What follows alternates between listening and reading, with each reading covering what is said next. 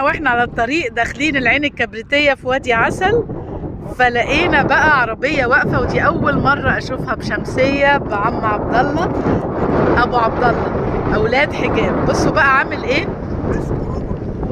اسمه إيه؟ بسكو روبن.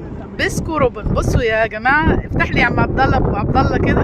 بص هو بيجهز لنا يا سلام على ده شغل عالمي، شغل عالي قوي. شغل عالي. انا كنت في الخارج وتعلمته من شركه امريكيه. بصوا بقى ابو عبد الله عامل ايه بقى. ده كله ده الايس كريم. بيقول لك بتجيب الفواكه منين؟ قول لي. انا بجيبها من عند الفكهاني. مانجا فراوله، موز، تمر. وبتعملهم انت؟ انا بعمله في البيت عندي. بيعملهم في البيت، ما بشتريش. ده كله طبيعي. بصوا عامل هنا قاعده فيها الشاي وفيها ده ايه؟ انت اللي عاملينه برضو؟ لا بيتي ده ولا اللي بشتريه. لا ده